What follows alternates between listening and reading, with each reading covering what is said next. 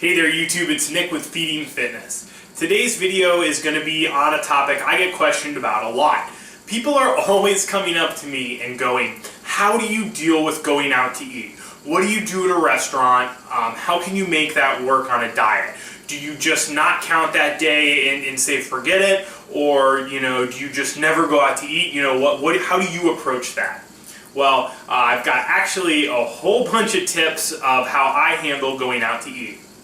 I feel like people my age, I'm 28, I feel like we go out to eat quite a bit. And even when I'm dieting kind of hard, I probably still go out to eat at least twice a week. It's just something I do. I like to go out to eat with friends, if you have dates, whatever. It's just part of our culture to go out to eat. And it's really hard to completely omit it. You're going to miss out on a lot of things if you can never go out to eat. And seriously, don't be that person who goes out to eat and doesn't order anything. You're the most annoying person in the world and everybody secretly hates you. So don't be that person.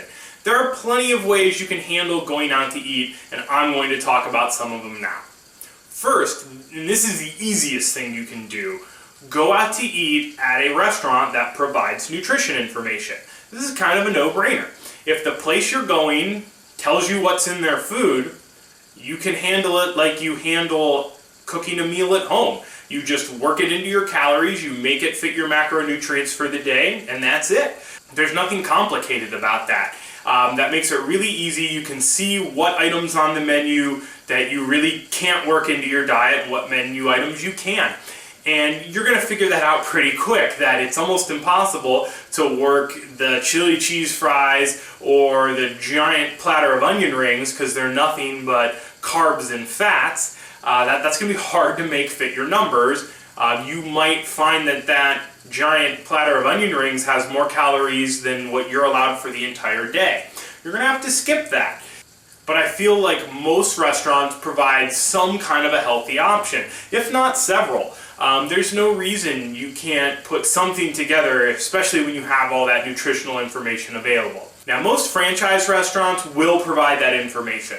I was just at Olive Garden last week, and it was super easy for me because every item on their menu is right there in MyFitnessPal. So I just threw on chicken marsala, 2 portions of salad, 2 breadsticks, and bam, I've got my entire meal accounted for. And you will surprise yourself on what items are the healthy ones and what aren't. It's not always what you'd think. And when that information is right in front of you, it makes that choice super easy.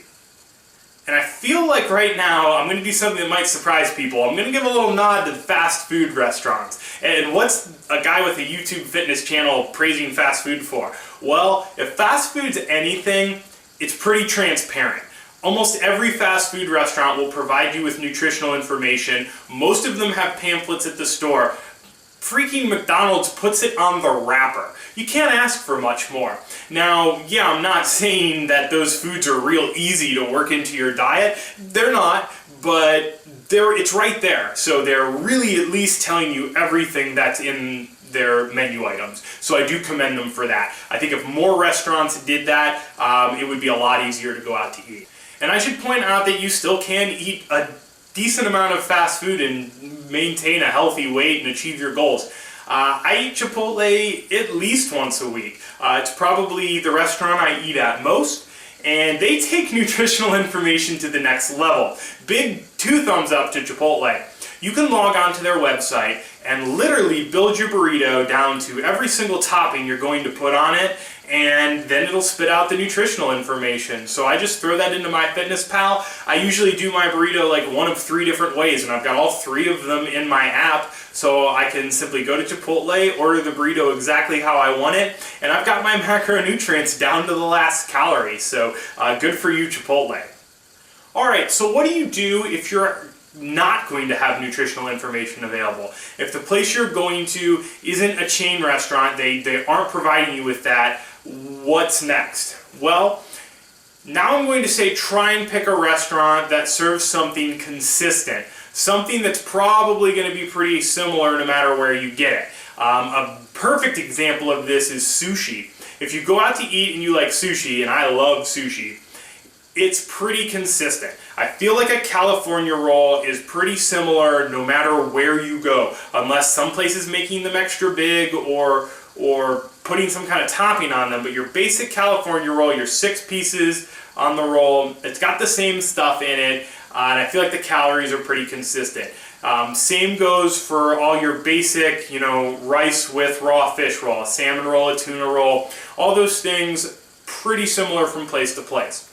I'm actually going to put a link down in the description of a website that lists tons of common sushi items and their macronutrient content. I use this website a lot. It's nice because I feel like any sushi restaurant I go to, and most of them don't have nutritional information available, I don't have to worry. I have this website and it lets me eat there. Other types of what I would call consistent foods are, you can go to a place where you can just look at your dish and pretty much identify what you have. If you've gone somewhere where you got basically tilapia, a vegetable, and some rice, you can kind of just look at your plate, you can guesstimate the size of the fish, or they'll probably even tell you what the size of the fish is, and you can probably assume they put some oil on it, but you can pretty much reconstruct that meal and plug it into MyFitnessPal as best you can. Now sometimes you're not going to be able to do any of that. You're going to have to order something and you just don't have a clue what's in it. Here's the best you can do. And this gets kind of shaky and you really are estimating at this point. But search for the name of the dish or basically what you're getting and find some other restaurant on MyFitnessPal that has that dish listed. Now this is a pure guess, but at least it's going to give you some idea of where to start. I know, for instance, I go to an Indian restaurant. It's right down the road from my house. I love it, but it's just a local place. There's no nutritional information available. So when I get a menu item, I tend to just type it into MyFitnessPal, find something that looks reasonable to me, that has about the number of calories I think it would have. And then here's a little tip. If you're trying to lose weight, just assume that the restaurant is probably a little bit worse for you than what you're taking into consideration. So whatever calories you found on MyFitnessPal that you thought would be your best guess, add about 10% to that. So if what you had 1,000 calories,